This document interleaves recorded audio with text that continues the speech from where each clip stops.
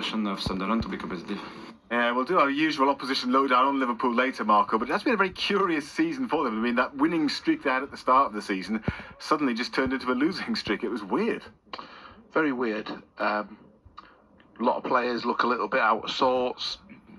They've made some new signings, and players from last year who you thought maybe would kick on, just hasn't happened for them in the sort of intensive, regular basis that it has for the past 4 or 5 years now. They've been challenging at the very pinnacle of the Premier League, haven't they? So a good opportunity for Sunderland. You know, it's going to check. You know, the one thing you can guarantee is it's going to they'll turn a corner and they'll go on a run and probably not get beat for 20 games. Let's just hope it doesn't start tonight. You know, that is, you know, I've been saying that a lot about teams. I say, you look at Bournemouth, you know, maybe we've played them at the right time because they've now gone, what have they gone, 4 or 5 without a win now? You know, all of us, teams can change form really quickly, and usually the top teams aren't victims of the vagaries of you know, bad form or you know, lack of confidence, whatever you want to call it.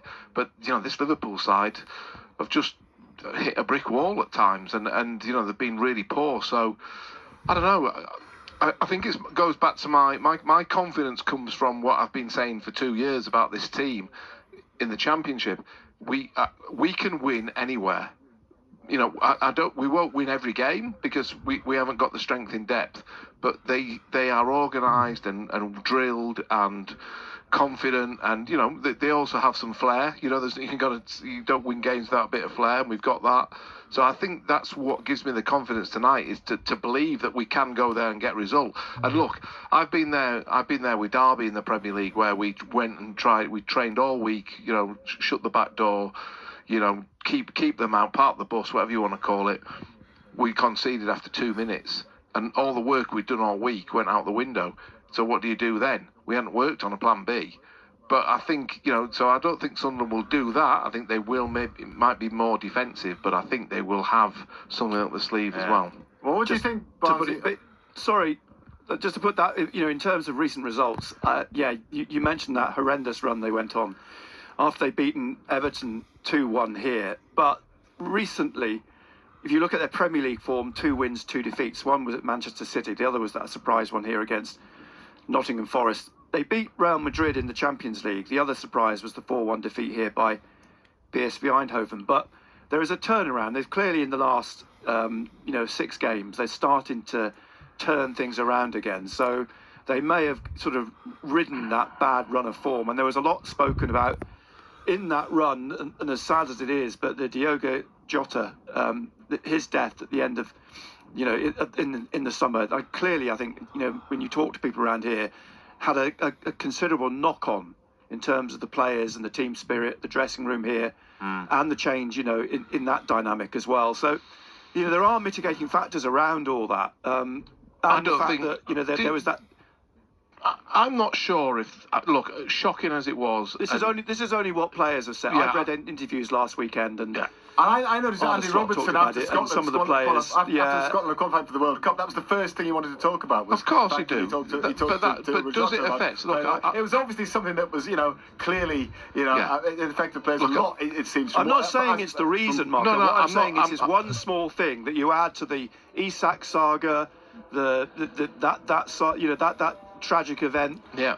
All those little things conspire sometimes into a bigger whole, and I wonder, you know, are they coming through, you know, that period, if you like, now with.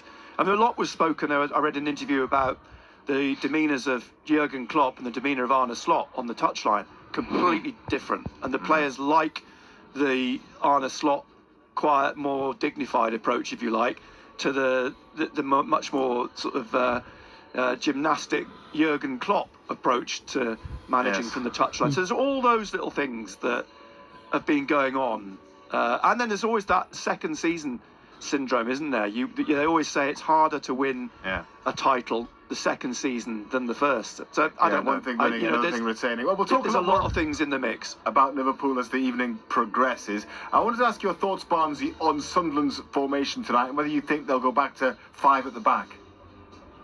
Well, if I had to second guess Regis Lebris, which is what you're asking me to do now, I think Trey Hume might come back in at right wing back tonight.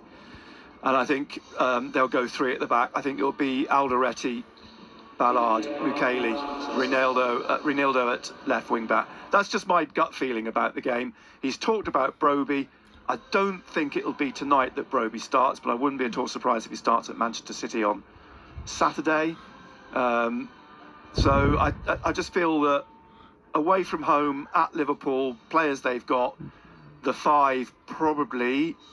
I'm scratching my head here because it's Reggie's so reluctant to sort of give anything away, and he does like that four at the back. But then they got caught early with four at the back at home, so I just my gut feeling is it's going to go back to the three. I think it will be. I think it'll be five at the back, three centre halves. What do you think, Marco?